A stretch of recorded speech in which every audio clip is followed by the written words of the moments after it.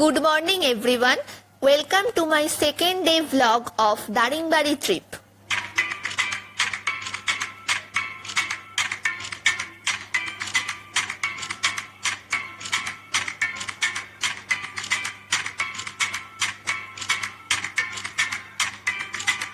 দ্বিতীয় দিনের শুরুতেই সবাই রেডি হয়ে চলে গিয়েছিলাম আগে ব্রেকফাস্ট করতে। এখানে পুরি ছিল, ইডলি ছিল আর এক ধরনের বড়াও ছিল। যে কোনো কিছুই ব্রেকফাস্টে নেওয়া যেতে পারে।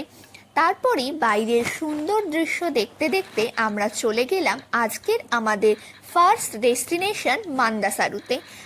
মান্দাসারুতে ঢুকেই আগে পার হেড 10 টাকা করে টিকিট কেটে নিলাম, তারপর আমরা ভেতরে প্রবেশ করলাম।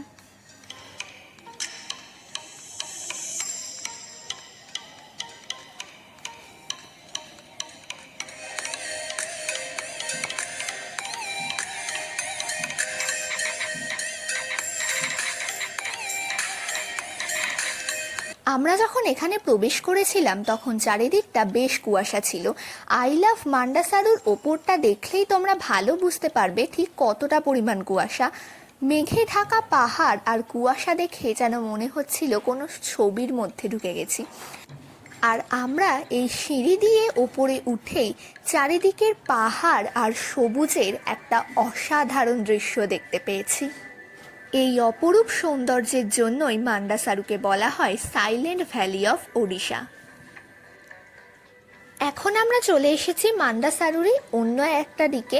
এই দিকটা এলে তোমরা দেখতে পাবে এখানটা পুরোটাই একটা জঙ্গল, তবে এটাকে চিলড্রেন্স পার্কও বলতে পারো, কারণ এখানে দোলনা ছিল, স্লিপ ছিল আর বড়দের জন্য ছিল বসার একটা আলাদা ছাউনি। কিছুক্ষণ এখানে ঘোরার পর আমরা এখানকার স্থানীয় লোকেদের থেকে জানতে পারি মান্ডাসারুর এই দিকটা আসলে একটা কবরস্থান, যেখানে যেখানে এরকম ক্রস চিহ্ন করা আছে সেগুলোই কবর।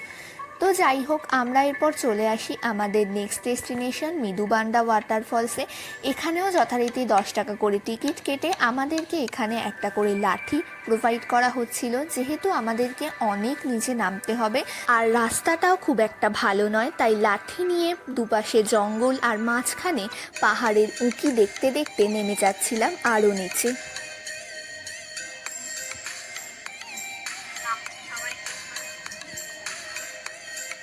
এই রাস্তাটা দিয়ে এখন বহুত দূর যেতে হবে।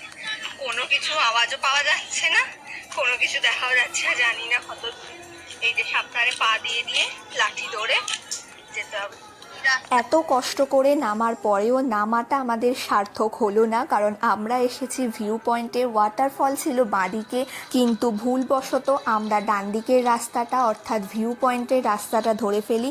তবে ওঠার সময় দেখলাম যে ওয়াটারফলের রাস্তাটা আরও নিচু, নামাটা যতটা সহজ ওঠাটা একদমই সহজ নয়। ওদিকে যদি যেতাম অবস্থা আরও খারাপ হয়ে যেত।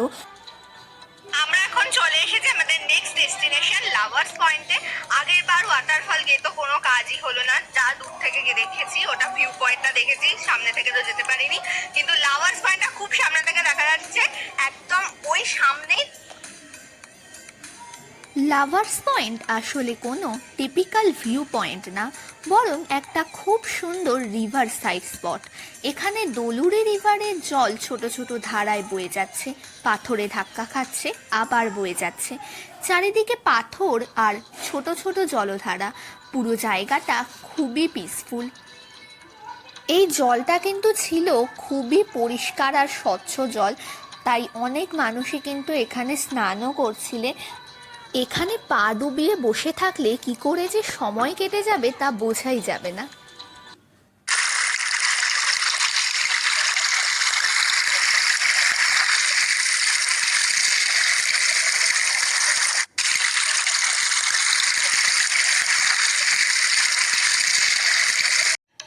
নেক্সট আমরা চলে এসেছি এমু বার্ডস গার্ডেন। এখানেও পার হেড 10 টাকা করে টিকিট কেটে আমরা ভেতরে ঢুকে গেলাম। প্রথমে ভেতরটা ঢুকে তোমরা শুধু ফাঁকা মাঠ দেখতে পাবে, তারপর আস্তে আস্তে যখন এগোবে তখন তোমরা আবারও একটা ছোটোখাটো চিলড্রেন্স পার্ক দেখতে পাবে। চিলড্রেন্স পার্ক ফেলে রেখেই তোমরা আরও ভেতরে এগিয়ে গেলে দেখতে পাবে 5টা সুন্দর এমু পাখি, যারা তোমাদের দিকে তাকিয়ে থাকবে আর তোমরা যেদিকে যাবে সেদিকেই ওরাও যাবে। আমার সাথে তো এটাই হয়েছে, খুব সুন্দর ছিল ওরা, বিশেষ করে বাচ্চারা যদি থাকে তারা তো খুবই এনজয় করবে।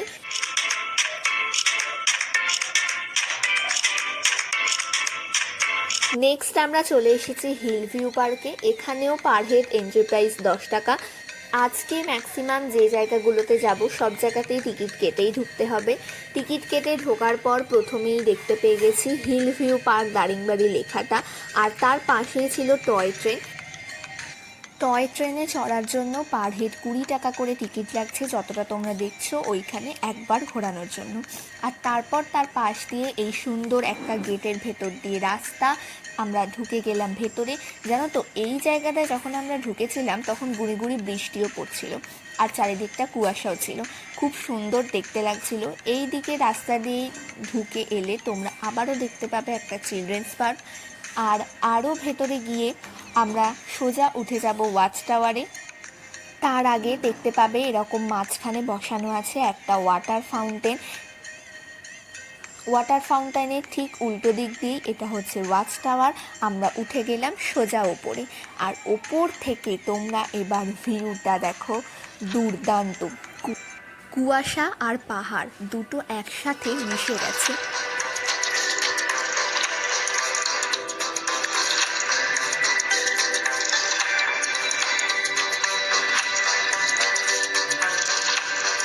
এই হিল ভিউ পার্কের উল্টো দিকেই ছিল নেচার পার্ক। শীতকালে এখানে বিভিন্ন রকম প্রজাপতির আনাগোনা দেখা দেয়, কিন্তু আমরা যখন গেছিলাম গেট বন্ধ ছিল, তাই আমরা ওটা দেখিনি।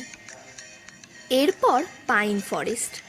উঁচু উঁচু পাইন গাছগুলো একদম সারি করে দাঁড়িয়ে আছে, আর তার মাঝ দিয়ে একটা সুন্দর পথ চলে গেছে। এই রাস্তার মধ্যে দিয়ে হাঁটার এক্সপিরিয়েন্সটা একদম অন্যরকম ছিল। চারিদিকে শুধু সবুজ, হালকা ঠান্ডা হাওয়া আর পাখির শব্দ। পুরো পরিবেশটাই ছিল খুবই শান্তিপূর্ণ। আর এখানে লেখা ছিল আই লাভ দারিংবাড়ি।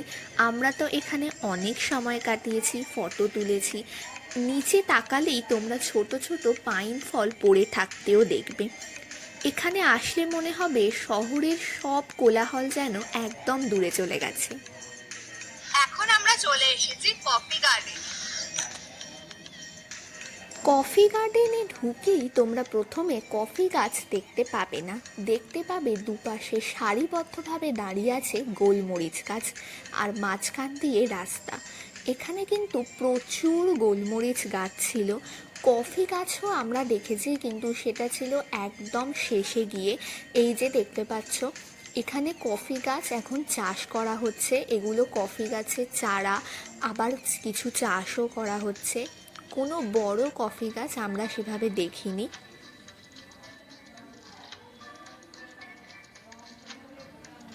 আপনাদের হচ্ছে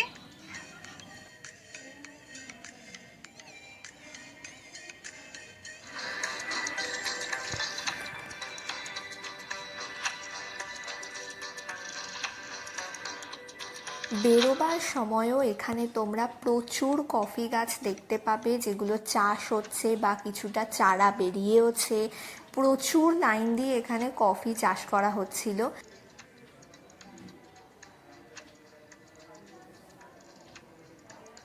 আজকে এই কফি গার্ডেন ঘুরেই আমাদের সাইট সিন করা শেষ হলো। আগামীকাল আমরা আবারও বেরোবো দারিংবাড়ির সাইট সিনে, এবং দারিংবাড়ির সাইট সিন হয়ে গেলে আমরা যাব গোপালপুরে। গোপালপুরে কালকে একটা রাত কাটাবো। আজকের মতো ব্লগটা এখানেই শেষ করছি। দেখা করছি আবার নেক্সট ব্লগে।